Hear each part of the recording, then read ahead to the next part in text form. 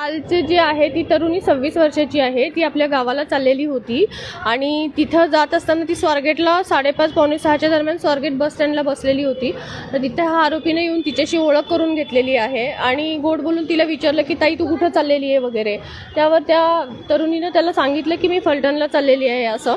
तेव्हा तो म्हटला की अरे ती फलटणची बस तर तिकडे लागलेली आहे म्हणे, रात्री लेट झालेली बस अजून आहे, तर तू चल लवकर, मी तुला त्या बसमध्ये बसवून देतो म्हणे, पटकन जायचं होईल तुला. मग त्याच्यावरती विश्वास ठेवून ती मुलगी त्याच्याबरोबर गेली. हे दिसतंय त्याच्यामध्ये गप्पा, ते दोघं बोलतायत, हेही CCTV फुटेजमध्ये आपल्याला दिसतंय.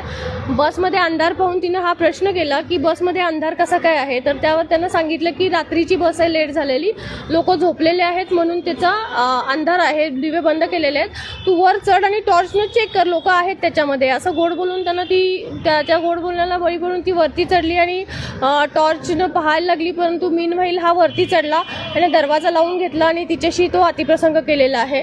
त्याच्यानंतर आरोपी तिथून निघून गेला आणि ही मुलगी आपल्या बसमध्ये बसून गावी चाललेली होती परत. तर तिच्या मित्राशी ती बोलली आणि मित्राने तिला सांगितलं की जाऊन तू पोलीस स्टेशनला कंप्लेंट कर. त्यावरती ती पोलीस स्टेशनला आल्यानंतर आम्ही इमिजिएट तिची कंप्लेंट घेतलेली आहे, तपास चालू केला. CCTV फुटेजमधून आम्ही आरोपीही निष्पन्न केलेला आहे आणि या आरोपीला शोधण्यासाठी जवळपास 8 टीम आमच्या आता कार्यरत आहेत कालपासून. कुठेतरी बस स्टँडवर सिक्युरिटीची सुविधा कमी पडते असं वाटतं. बस स्टँडची सिक्युरिटी आहे, त्याच्याबद्दल आम्ही तपास करू आणि पोलिसांकडून तिथं पेट्रोलिंग लावलेलं असतं. 2 महिलाही रात्रीच्या तिथं ठेवल्या जातात की ज्या लेडीजला येणाऱ्या जाणाऱ्या मदत करतील असं. परंतु हा जो प्रसंग आहे हा बस स्टँडच्या आतमध्ये आणि एका बसमध्ये घडलेला आहे. तर त्यामुळे तपासामध्ये काय निष्पन्न होतंय ते आपण पाहू. काल ही घटना खरं म्हणजे पहाटे घडली आहे, पण तिथे कुठेही याची वाच्यता झालेली नव्हती. ते आजच आम्हाला थोड्या वेळापूर्वीपर्यंत समजलं आणि आम्ही तुमच्याशी संवाद साधला आहे.